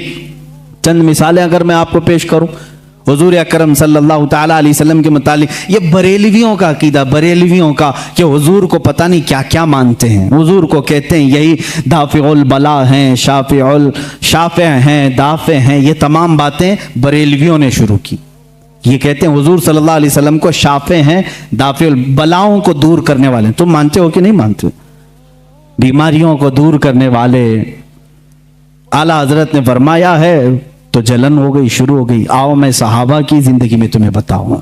हुजूर अकरम सल्लल्लाहु ताला अलैहि वसल्लम की बारगाह में एक खातून आई अपने गूंगे बच्चे को लेकर, गूंगे बच्चे को लेकर, जिसकी जुबान नहीं थी, बोलता नहीं था, 8 साल का या 10 साल का बच्चा था। मुझे बताओ जुबान देता कौन है? कौन देता है? अल्लाह देता है। वो साहबिया को क्या मालूम नहीं था कि वो रसूल के पास क्यों आई? वो रसूल के पास क्यों आई? क्या तुम उसको भी, उस सहाबिया को भी बरेलवी बोलोगे? मेरे अजीज इंसाफ करो। जुबान नहीं थी, लेकर के आई। हुजूर सल्लल्लाहु ताला अलैहि वसल्लम तो बानी इस्लाम हैं, शारे इस्लाम हैं, आप मना कर देते। ए खातून तुम मेरे पास क्यों आई? जा, जुबान अल्लाह देता है। जुबान कुव्वते गोयाई, बोलने की ताकत अल्लाह की देन है, जा उसके पास। हुजूर तो कहते, हुजूर ने भी नहीं फरमाया। खातून आई बच्चे को लेकर, रसूल करीम सल्लल्लाहु ताला अलैहि वसल्लम ने पूछा क्या बात है? कहा गूंगा है, बोलता नहीं। आप ऐसा कुछ फरमा दें, ऐसा कुछ इलाज दे दें कि ये बोलने लग जाए। हुजूर अकरम सल्लल्लाहु ताला अलैहि वसल्लम ने ये नहीं फरमाया क्या मैं डॉक्टर हूँ, मैं तबीब हूँ, मैं कोई खुदा हूँ, माज़अल्लाह। हुजूर ने कुछ नहीं फरमाया, बल्कि सामने उस बच्चे को किया, कहा उस बच्चे को सामने लाओ। गूंगा बच्चा है, पैदाइशी, जुबान नहीं। हुजूर अकरम सल्लल्लाहु अलैहि वसल्लम ने उससे सवाल किया, मन अना, ए बच्चे बोल मैं कौन हूँ? बच्चा बोल पड़ा, अशहदु अन्नका मुहम्मदन रसूलुल्लाह, मैं गवाही देता हूँ कि मोहम्मद सल्लल्लाहु अलैहि वसल्लम आप अल्लाह के रसूल हैं। और वो बच्चा फिर सर बोलना शुरू किया। वो सहाबिया खुश होकर अपने घर ले गई। मुझे बताओ कौन देता है देने को मुंह चाहिए? यही तो बरेली के इमाम ने कहा, कौन देता है देने को मुंह चाहिए? देने वाला है सच्चा, देने वाला है सच्चा हमारा नबी। आला हजरत ने अगर ये फरमाया है तो ये नया अकीदा नहीं मेरे अजीज़ों। सहाबा भी यही कहते थे, हमारे बच्चों की लकनत हो तो हुजूर के पास ले जाते थे। इतना ही नहीं, एक सहाबी के पेट में तकलीफ हुई, दर्द हुआ, हुजूर के पास आए। अल्लाह के नबी सल्लल्लाहु ताला अलैहि वसल्लम ने कहा उसको शहद चटाओ। शहद चटाया, उनको जुलाब शुरू हो गए, दस्त लग गए, लूज मोशन। दूसरे दिन वो फिर आए, हुजूर से कहा, कभी सहाबी ने नहीं कहा गलत दवा दे दी, रिएक्शन हो गया, नहीं। वो सहाबी दोबारा आए, हुजूर ने फरमाया अस्की ही असला, जाओ फिर शहद चटाओ उसको। दूसरे दिन फिर शहद चटाए। अब की बार तो ऐसा हो गया कि पूरा बिस्तर खराब, तकलीफ इतनी हो गई कि जुलाब पर जुलाब। लेकिन वो सहाबी की हिम्मत देखें। यही अकीदा तो इमाम अहले सुन्नत का था, यही अकीदा इमाम अहले सुन्नत का था।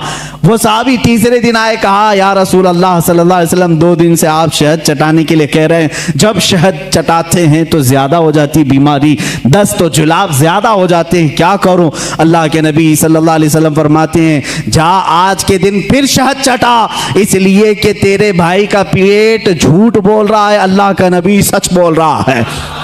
तीसरे दिन वो फिर गए, शहद चटाया, उसके बाद सारा दस्त बंद, जुलाब बंद और पेट का मर्ज भी हमेशा के लिए ख़त्म हो गया। आला हज़रत रहमतुल्लाह ताला अलैह ने अपने सलाम में लिखा, मशहूर ज़माना सलाम, शाफियो नाफी हो तुम, वाफियो काफ़ी हो तुम, दर्द को कर दो दवा तुम पे करोड़ों दुरूद, दर्द को कर दो दवा तुम पे करोड़ों दुरूद। क्या नया मसलक है? सहाबा का ही तो मसलक है, सहाबा ही का तो मसलक है। आला हज़रत इमाम अहमद रज़ा खान रहमतुल्लाह ताला अलैह ने अपनी किताबों से और अपने अशार से जो मसलक हमें दिया है वो सहाबा का ही है। सहाबा जाते थे, एक सहाबी हैं जो बयान करते हैं कि उनकी आंखें नहीं थी, वो आए हुजूर अकरम सल्लल्लाहु अलैहि वसल्लम की बारगाह में, कहा कि मुझे बड़ी दिक्कत होती है घर से आने जाने में, मस्जिद को आने जाने में, आप आंखों के लिए दुआ फरमा दें। अल्लाह के नबी ने नहीं फरमाया कि आंखें देना अल्लाह का काम है, मेरे पास कहाँ से आ गया? क्यों आ गया? सहाबा को मालूम था देता अल्लाह ही है, दरवाजा रसूल का होता है, क्योंकि मेरे आका ने फरमाया इन्नमा अना कासिमुन वल्लाहु युअती, अल्लाह देता है और मैं तकसीम करता हूँ। अल्लाह देता है, मैं तकसीम करता हूँ। हुजूर ने फरमाया है बखुदा खुदा का यही है दर, नहीं और कोई मफर मकर, जो वहां से हो यहीं आके हो, जो यहाँ नहीं तो वहां नहीं। आला हज़रत ने फैसला किया, जो यहाँ नहीं तो वहां नहीं। आला हज़रत ने फैसला करके हमें बता दिया है, जो यहाँ नहीं तो वहां नहीं। बहरहाल मैं उनकी बात को नकल किया। खैर, आला हज़रत रहमतुल्लाह ताला अलैह ने कोई नया मसलक अगर दिया है तो मुझे बताओ कौन सी नई बात है जो सहाबा इकराम ने अपने ज़माने पाक में हुजूर सल्लल्लाहु ताला अलैहि वसल्लम के लिए अपना मामूल बनाया था, वही चीज़ पेश की। हज़रत उस्मान बिन हुनैफ से ये हदीस है मरवी, आँख के लिए शिकायत लेकर साहबी आए, हुजूर ने मना नहीं किया, कहा जाओ मस्जिद में 2 रकात नमाज अदा करो और मेरे वसीले से दुआ करो, मेरे वसीले से दुआ करो। उन्होंने दुआ की, वो नमाज से बाहर आने को थे कि उनकी आंखें रोशन हो चुकी थी। आंखें मिली, जुबान मिली, पेट का दर्द गायब। अब्दुल्ला इब्न उमर रज़ियल्लाहु ताला अन्हु सहाबी रसूल हैं, बुखारी शरीफ की ये रिवायत है, ये बुखारी शरीफ की रिवायत है। कहते हैं कि एक सहाबी के पैर में सूजन आ गई, पैर मोटा हो गया, फुंसी हुई थी या कुछ, सूजन आ गई, दर्द बहुत ज्यादा था। उन्होंने दूसरे सहाबी से कहा कि बहुत दर्द हो रहा है। उन्होंने कहा कि इलाज में बताऊं? कहा हाँ बता दीजिए। कहा जिसको तुम सबसे ज्यादा चाहते हो एक बार उसका नाम पुकारो। सहाबा कैसे इलाज करते थे? सबसे ज्यादा जिसको चाहते हो उसका नाम पुकारो। उस सहाबी ने झट से कहा या मोहम्मदा वा मोहम्मदा। बुखारी शरीफ में ये हदीस मौजूद है। जैसे ही उन्होंने फरमाया और पैर झटका, वो सहाबी कहते हैं मेरे पैर से सूजन गायब हो चुकी थी, मेरे पैर में दर्द नहीं था। नाम मोहम्मद में इतनी तासीर है तो मेरे आका के लुआबे पाक में क्या तासीर होगी? हुजूर जिस पर हाथ रखें उसकी क्या असर होगी, उसकी क्या तासीर होगी?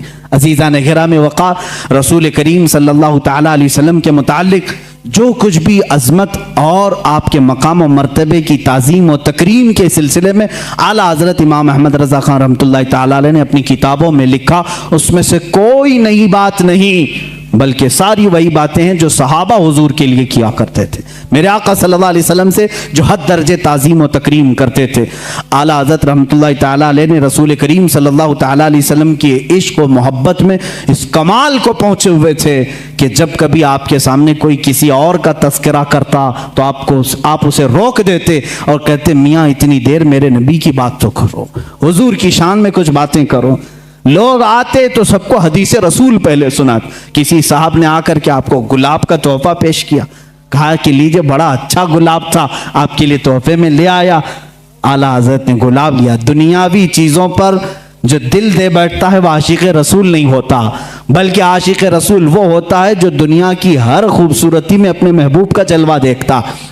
गुलाब लिया और कहा ये तो गुलाब सुबह शाम का है, सुबह खिला शाम में मुरझा गया, और उसके बाद मैं उस गुलाब से मोहब्बत करता हूँ। सुनो, सरताब कदम है तने सुल्तान ज़मन फूल, लब फूल दहन फूल ज़क़न फूल बदन फूल, वल्लाह जो मिल जाए मेरे गुल का पसीना, मांगे न कभी इत्र न फिर चाहे दुल्हन फूल। क्या बात रज़ा उस चमनिस्तान करम की, जहरा है कली जिसमें हुसैन और हसन फूल। पूरे फूल पर नात लिख दी। किसी ने फूल खाली पेश किया था और बारगाह मुस्तफ़ा में फूल पर पूरी नात लिख दी। मियाँ मैं तो फूल उसको तस्लीम करता हूँ जो जब से खिला है कभी नहीं मुरझाता, बल्कि उसके साए में जो आ जाता है वो भी खिला का खिला रहता है। ये आला हज़रत इमाम अहले सुन्नत फाजिल बरेलवी रहमतुल्लाहि ताला अलैह के इश्क़ रिसालत का मामला था। और उनके नातिया दीवान हदायक़ बख्शिश को आप कभी पढ़ करके देख लो। आज भी हालात ऐसे मेरे अजीज़ों, बहुत सारे अशार लोगों को समझ में नहीं आते लेकिन झूमने लगते हैं। वो इमामुल कलाम है और कलामुल इमाम है, उनके हर नात को ये मकाम हासिल है। सरकार दो आलम सल्लल्लाहु ताला अलैहि वसल्लम की बारगाह में जब डूब करके मदह सराई करते थे, मदह सराई करते।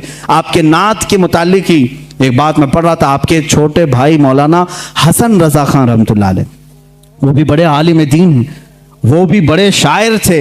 और दाग दहलवी, दिल्ली के बड़े शायर का नाम मैं कह रहा हूँ, मिर्ज़ा गालिब इकबाल के टक्कर के, दाग दहलवी वो उस्ताद थे अल्लामा हसन रजा बरेलवी के। अल्लामा हसन रजा बरेलवी जब कोई नाच लिखते, कोई अशार लिखते तो चेक कराने के लिए दाग दहलवी के पास भेजते थे, दाग दहलवी के पास भेजते। आप अपने साहबजादे हसनैन रजा खान साहब को, कौन, आला हजरत के छोटे भाई हसन रजा खान साहब, अपने बेटे हसनैन रजा साहब को अपने कुछ अशार लिख करके भेज रहे थे दिल्ली। वो आला हजरत के पास आए, आला हजरत ने कहा भतीजे कहाँ जा रहे हो? कहा दिल्ली जा रहा हूँ दाग दहलवी साहब के पास, अब्बा जान ने कुछ अशार लिखे हैं वो पेश करने जा रहा हूँ। आला हजरत ने फरमाया ठीक है, जाते जाते हमारे भी कुछ अशार लेते जाइएगा और दाग साहब को हमारे भी अशार सुना दें। आला हजरत उस वक्त नात कौन सी लिख रहे थे? उनकी महक ने दिल के गुंचे खिला दिए, जिस राह चल दिए हैं कूचे बसा दिए हैं, उनके निसार कोई कैसे ही रंज में हो, जब याद आ गए हैं सब गम भुला दिए हैं। अल्लाह क्या जहन्नम अब भी न सर्द होगा, रो रो के मुस्तफ़ा ने दरिया बहा दिए हैं, मेरे करीम से गर कतरा किसी ने मांगा, दरिया बहा दिए हैं दुर्बे बहा दिए हैं। ये पूरी नात लिख रहे थे और जल्दबाजी में थे। पूरी नात लिखा, अपना मक्ता जिसमें शायर का तखल्लुस होता है वो नहीं लिखा, पूरी नात लिख करके अपने भतीजे के साथ पेश किया। वो गए दिल्ली, दाग दहलवी साहब बड़े शायर थे, बड़े बड़े उनके शागिर्द थे। पहले उन्होंने हसनैन रजा साहब का इस्तकबाल किया, उनके वालिद की लिखे हुए अशार को चेक किया। बाद में उन्होंने कहा हमारे बड़े अब्बा हैं मौलाना अहमद रजा खान साहब, उनके भी कुछ नातिया अशार आपके सामने आए हैं। दाग दहलवी साहब ने मुताला किया, एक एक शेर को पढ़ा और उस नात के आखिर में कहा मौलाना अहमद रजा खान साहब ने इसमें अपना तखल्लुस आखिरी शेर नहीं लिखा, लिहाजा जाओ भतीजे मेरी तरफ से ये आखिरी शेर उनको पेश कर देना। मुल्के सुखन की शाही तुमको रजा मुसल्लम, जिस समत आ गए हैं सिक्के बिठा दिए हैं। इमाम शोरा, शायरों का इमाम था, उसने कहा जिस समत आ गए हैं सिक्के बिठा दिए हैं। तुम्हारा क्या कहना आला हज़रत फाजिल बरेलवी का? अपने ज़माने के शोरा भी तुम्हारा अदब करते हैं, साइंसदान भी तुम्हारा अदब करते हैं और अपने ज़माने के प्रोफेसर यूनिवर्सिटीज़ में पढ़ाने वाले तुम्हारा अदब करते हैं। मुहद्दिस सूरती, अब हदीस की बात आती है तो मैं आपको बता दूँ, मुहद्दिस सूरती रहमतुल्लाह अलैह जो मुहद्दिस आज़म हिंद कचोछा के शेखुल इस्लाम के जो वालिद गिरामी मुहद्दिस आज़म के उस्ताद में हैं, मुहद्दिस सूरती आला हजरत के हम असर हैं, शागिर्द नहीं हम ज़माना हैं। मुहद्दिस सूरती साहब मौलाना फजल गंज मुरादाबादी रहमतुल्लाह अलैह के मुरीद थे, उनके मुरीद थे। आला हजरत के पीर खाने से बैत भी नहीं थे, एक नहीं के मतलब दोनों एक ही जगह से मुरीद हैं, पढ़े भी एक साथ नहीं थे। लेकिन मुहद्दिस सूरती इल्म हदीस के बड़े आलिम, आला हजरत का बार बार तस्करा, हर महफिल में तस्करा। मुहद्दिस आज़म हिंद कचोछा शरीफ के ये उनके शागिर्द हैं, वो खुद बयान फरमाते हैं। मुहद्दिस आज़म रहमतुल्लाह अलैह फरमाते हैं मैंने अपने उस्ताद मुहद्दिस सूरती से पूछा कि मुहद्दिस सूरती से कि आप वसी अहमद सूरती रहमतुल्लाह अलैह उनका नाम, कहा कि आप अपने पीरो मुर्शिद का उतना तस्करा नहीं करते, अपने उस्ताद जिन्होंने मंतिक पढ़ाया, आपको इल्म हदीस पढ़ाया, उनका तस्करा नहीं करते। बार बार मौलाना अहमद रजा, मौलाना अहमद रजा, मौलाना अहमद रजा, हर महफिल में आप उनका तस्करा करते हैं। वजह क्या है? मुहद्दिस सूरती रहमतुल्लाह अलैह, देखिए मेरे अजीजों, ज़माने के उलमा को आपस में चपकलिश हो सकती है, हसद हो सकता है, ये मेरे से बड़ा कैसे बन गया, लेकिन जो हकीकी आलिम दीन होता है वो सच्चे आलिम दीन की ताज़ीम व तकरीम भी करता है। मुहद्दिस सूरती रहमतुल्लाह ताला अलैह ने फरमाया बेटा ऐ मेरे शागिर्द, आपने सवाल किया, सुनो, मुझे अपने पीरो मुर्शिद से बैत तो हासिल है, मेरे उस्तादों से इल्म मंतिक, फलसफा, बलागत, मानी, हदीस, तफसीर, उसूल तफसीर तो हासिल है, लेकिन मौलाना अहमद रजा का मैं तस्करा बार बार इसलिए करता हूं कि ईमान की जो मिठास मुझे मिली है वो उनकी तालीमात से मिली है। अज़मत रिसालत होती क्या है मैंने मौलाना अहमद रजा से सीखा है। यकीन किस बात का नाम है, ये मैंने मौलाना अहमद रजा से सीखा है। आला हज़रत रज़ियल्लाहु ताला अन्हु का तवक्कुल भी उतना था, यकीन भी इस दर्जे का था, जो फरमा दिया हुजूर सल्लल्लाहु ताला अलैहि वसल्लम के वास्ते से उस पर अटल रहते थे और यकीन के साथ। मशहूर ज़माना आप अभी जो मैंने नात आपके सामने तिलावत की, उनकी महक ने दिल के गुंचे खिला दी, इस नात का एक शेर ये भी है, आला हज़रत रहमतुल्लाह ताला अलैह ने जो लिखा है उसमें एक शेर है जो आपने लिखा था, इसकी तारीख मुझे पता नहीं, लेकिन आप सफर हज पर जब कश्ती में थे, जहाज का सफर था, समंदर का सफर, अचानक बीच समंदर में एक बार ऐसे तूफानी हवाएं आई कि कैप्टन ने ऐलान कर दिया कि जहाज डूबने वाला है, बचने की कोई उम्मीद नहीं, लोग अपने अपने कफन उठा लो, अपनी तैयारियां कर लो। शोर और गलगला मच गया था। आला हज़रत सुकून से बैठे अपनी किताबें पढ़ रहे थे, लिख रहे थे। आपकी वालिदा माजिदा आपके साथ पूछा कि अहमद रजा ऐलान सुने? कहा सुना। कहा जहाज डूबने वाला है? कहा नहीं डूबने वाला है। लोग मरने वाले हैं? कहा नहीं, लोगों की बात तो नहीं, लेकिन मैं तो महफूज रहूंगा। कहा इतने यकीन के साथ? कहा हाँ अम्मा, जब मैं जहाज में बैठा था, हुजूर अकरम सल्लल्लाहु अलैहि वसल्लम की हदीस है, पानी के सफर पर जब कोई जाए तो ये दुआ पढ़ ले, बिस्मिल्लाहि मजरेहा व मुरसाहा इन्न रब्बी लगफूरुर रहीम। जो ये दुआ पढ़ ले वो डूबने से और गर्क होने से महफूज हो जाएगा। मैंने वो दुआ तिलावत कर ली। अब मेरा ये यकीन कामिल है, 1000 तूफान आए, तूफान झूठे हो सकते हैं, रसूलुल्लाह का कौल नहीं झूठा होगा, मैं महफूज रहूंगा। और आपने फरमाया था आने दो या डुबो दो, अब तो तुम्हारी जानिब कश्ती तुम्ही पे छोड़ी, लंगर उठा दिए हैं। ये यकीन है, ये यकीन है।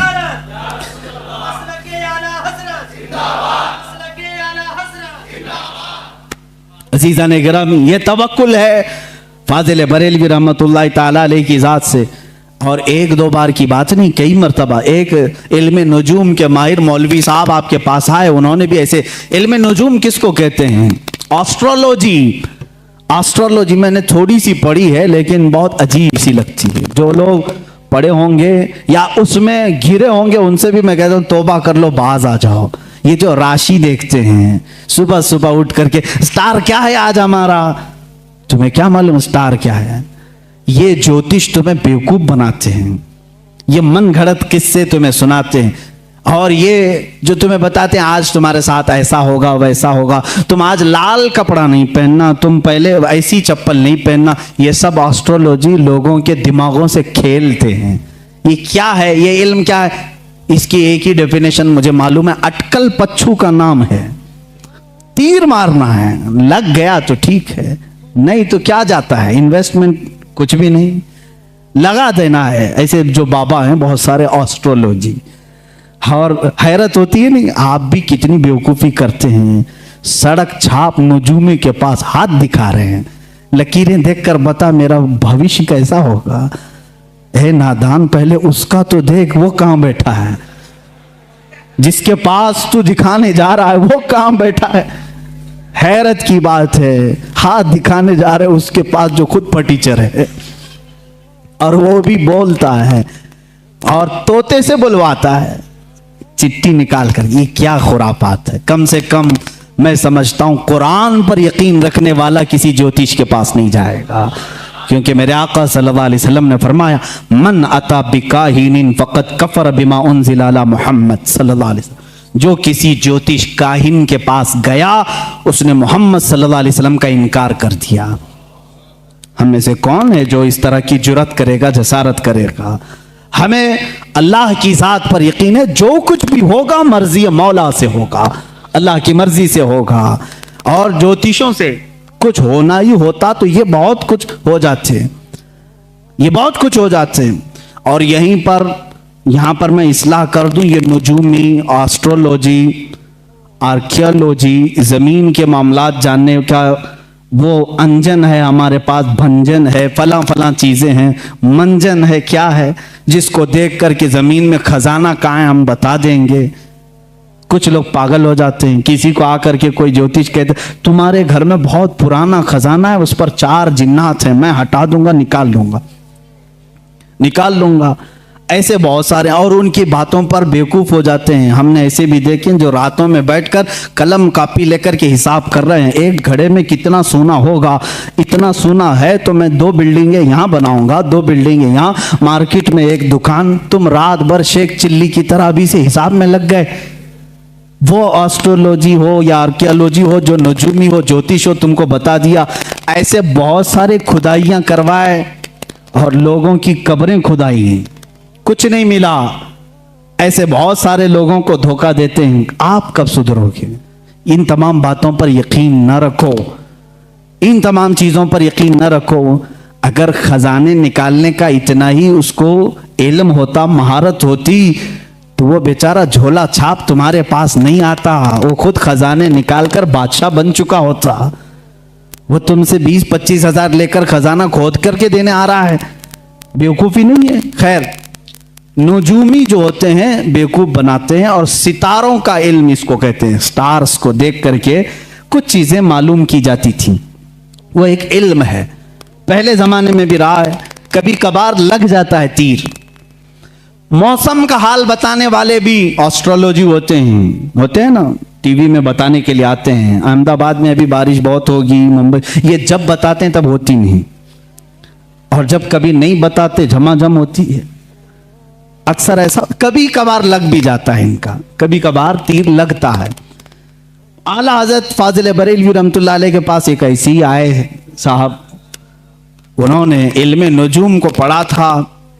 आला हजरत बैठे थे, बतौर मजाह आपने कहा कि साहब आपको तो इल्म नजूम पर बड़ी महारत है, ज़रा सितारे निकाल करके देखें कि इस महीने में बरसात आएगी कि नहीं आएगी, बारिश होगी, बरसात आएगा, बारिश होगी कि नहीं होगी। वो लिए कलम कॉपी और स्टार्स को निकालना शुरू किया। ये महीना चल रहा है, ये तारा यहाँ है, ये तारा यहाँ है, शनि बैठा है, बोलते ना मंगल बैठा है, शनि वहाँ देख रहा है। उसके बाद उन्होंने कहा, मौलाना अहमद रजा खान साहब, इस महीने तो बारिश का इम्कान ही नहीं आएगी, कोई बारिश नहीं होनी। आला हज़रत रहमतुल्लाह ताला अलैह ने फरमाया, रखो तुम्हारी बात, सितारों पर तुम्हें इतना यकीन है, सितारों पर इतना यकीन है, मैं कहता हूं अगर आना हुआ तो आ भी सकती है, तुम सितारों के इल्म पर कह रहे हो। उन्होंने कहा नहीं, मेरा इल्म 100% सही होता है, जो मैं लगाता हूं हिसाब बिल्कुल सही निकलता है, बिल्कुल सही। आप चैलेंज कर ले हमारे साथ, नहीं आएगी तो नहीं आएगी। सितारों का इल्म बरसों से जानता हूं, परफेक्ट है। आला हजरत रज़ियल्लाहु तआला अन्हु को जला लाया। आप उठे, दीवार पर घड़ी लगी थी, पूछा टाइम कितना हो रहा है, कहा 12 बज रहे हैं। कहा 2 बजने में अभी कितना टाइम है, कहा 2 घंटे। कहा 2 घंटे से पहले 2 नहीं बजेंगे, 2 घंटे से पहले 2 नहीं बजेंगे। उन्होंने कहा ऐसे कैसे बजेंगे, बजते हैं क्या, 2 घंटे से पहले 2 नहीं बजते। उन्होंने कहा क्या मजाक कर रहे हैं आप, 2 बजने के लिए 2 घंटे हैं। आला हजरत उठे और घड़ी उठाई और कांटे घुमा के 2 पे लाके खड़ा कर दिया। घुमाया कांटे, 1 मिनट में 2 बज गए। कहा मौली साहब आप तो कह रहे थे 2 घंटे लगेंगे, मैंने 1 मिनट में 2 बजा दी, और शायद उनके भी 12 बज चुके होंगे। आला हज़रत रहमतुल्लाह ताला अलैह से उन्होंने कहा कि अरे ये तो कोई बात हुई, आपने कांटे इधर उधर किए, ऐसे तो कोई भी बजा देगा, ऐसे तो कोई भी बजा देगा। आला हज़रत रहमतुल्लाह अलैह ने फरमाया, हाँ ये घड़ी जो घूम रही है अपनी रफ्तार से, तुम्हारा तयशुदा इल्म तो यही कहता है 1 बजने के लिए 1 घंटा, 2 बजने के लिए 2 घंटे, लेकिन खालिक़े सितारा, खालिक़े सय्यारगान, अल्लाह रब्बुल इज़्ज़त जिन सितारों को पैदा किया है, वो चाहे तो 1 महीने से पहले सारे सितारों को इधर से उधर कर दे। जिस तरह तुम देख रहे हो आज सितारा यहाँ पर है, फलां सितारा यहाँ पर है, बारिश नहीं आ सकती। वो मौला अगर चाहेगा सारे सितारों को मिनटों में एक जगह जमा कर देगा। और बारिश के जो इम्कानात की बात आप कर रहे हो, अल्लाह अगर चाहे, ये पूरे महीने की बात कर रहे हैं आप, मैं कहता हूं अगर अल्लाह चाहे तो इसी हफ्ते में होगी, अगर मौला चाहे तो इसी दिन में होगी, अगर अल्लाह चाहे तो इसी शाम में होगी, और अल्लाह चाहे तो अभी होगी। वो मौलवी साहब कहते हैं आला हजरत का जलाल मैंने देखा, और महफिल से बाहर उठा तो देखा बरेली में अबर छाया हुआ है, थोड़ी देर में बारिश भी शुरू हो गई, झमाझम बारिश थी। वो कहते मेरे नुजूमी इल्म के एतबार से तो कोई कायदा फिट नहीं बैठता था, पूरे महीने में बारिश के इम्कानात नहीं थे। एक आलिम रब्बानी ने समझाया इल्म और होता है, अल्लाह की कुदरत और होती है। वो अगर चाहे तो नीस्त से हस्त कर देता है, हस्त से नीस्त कर देता है, या उसकी शान है। चाहे तो वो सूरज को चलने से रोक दे, चाहे तो वो डूबे हुए सूरज को फेर दे, उसके लिए कोई कोई कायदा और कानून नहीं है। अजीजा ने गिरामी, कुदरत के ये अजायबात को आला हजरत ने अपने इल्म से समझाया है। ये मैं नहीं कहता कि आला हजरत ने बारिश बरसाई, बाज कोई बेवकूफ ये कह देगा ये वहां तक पहुंचा दिए, नहीं। अल्लाह अपने बंदों की जुबान से निकली हुई बातों की लाज रखता है और उनकी लाज में बारिश के लिए आसमान के दरवाजे भी खोल देता है। बारहा ऐसा हुआ है।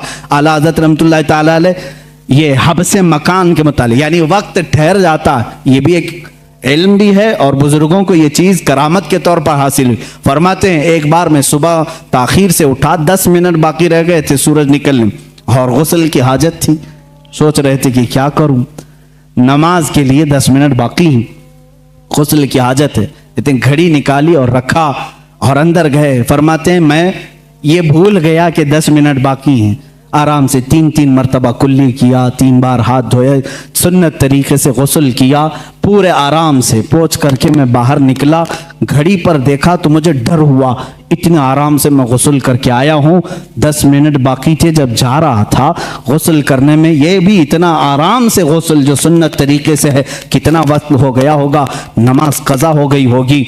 आला हज़रत फरमाते हैं घड़ी उठा करके देखा तो जो 10 मिनट बाकी थे वो 9 मिनट अब भी बाकी थे।